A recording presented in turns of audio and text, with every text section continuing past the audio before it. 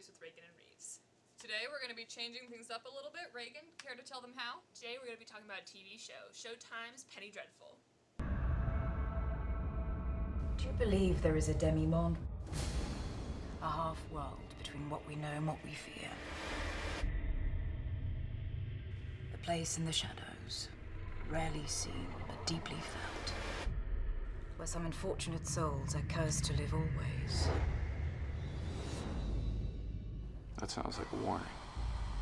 It's an invitation. So, as you can see, this show takes place in Victorian England and it features all of your favorite horror characters. Like Dracula, Frankenstein, Dorian Gray. There's even a little bit of Heart of Darkness in there. Kind of feel of, the exploring different continents. Not as absolutely awful, but Regan wasn't a fan. I was not.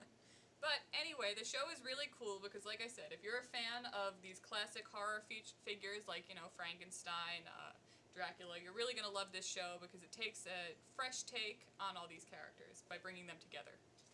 Alright, so now we're going to talk about the more spoilery part of the show. So if you haven't seen it, stop watching. We will forgive you. Yeah, watch it, come back, and then we'll discuss. That way we get double the views. Yeah. Oh. So, first of all, I want to talk about a few scenes. Like, in the second episode, the seance scene. Yeah, that was crazy. What was going on with that? Father mine, let me come with you. What a ripping time we'll have. Let me come with you. It'll be an adventure. That was kind of like the first taste that you get of Vanessa's abilities. It's cool. Plus, it kind of gives you a taste of how weird the show goes and just exactly how far the show is willing to go and sort of its depravity. Like, I think it's interesting with Dorian Gray is a theme throughout the book is how depraved his soul is, and you really see in the show he's rather depraved. Him and Bruna, that was weird. Oh yeah, okay. That was, okay, I have a theory. Okay. About Ethan. So towards the end of the first season, when Bruna dies, he's praying in Latin. Of course, this was a common thing, if he's a Catholic, he would have been praying in Latin at this time. But when Vanessa is possessed and he comes in, he starts yelling at her in a Latin prayer. Sancti Iuda, Apostole Gloriose, serve fidelis et Iesu amici. Sancti Iuda, Apostole Gloriose, serve fidelis et Iesu amici, ora por ea. Sancti Iuda, Apostole Gloriose. He saved her. And he saved her. He's the reason that she, yeah. Mm-hmm. But he also, I feel like he knew a specific prayer, especially for the pendant that he had. Oh, Saint Anthony. Saint Anthony, who is the patron saint of Lost Causes. Ah. So right. Lost things. Yeah, you pray to Saint Anthony. Yeah.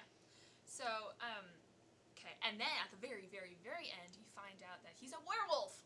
I mean, kind of saw it coming, that scene with him and the wolf. I was like, ooh, thinking. And then, there's that movie, An American Werewolf in London. Oh my god! So I was thinking, oh my god, there's an American Werewolf in London. Again. So my theory is that in the U.S., he was a priest. And that, But he was a soldier. He could be a priest and a soldier. I mean, this is during the Civil War, right? No, he was a soldier during the Indian Wars, which happened in, the 1870s to 1880s. Okay, so he was a soldier, but he could have been also a priest. Chaplain, maybe? Yeah, okay. So this is what I think would happen. Maybe before the war, he was a priest, and he was bit, which prevented him from finishing his, priestly duties, and so that's why he left home.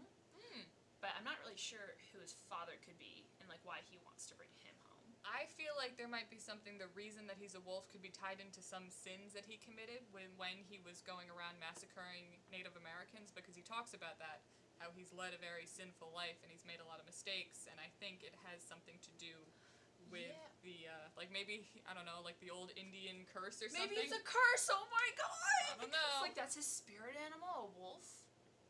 With Vanessa, when it tells her story when she was in a...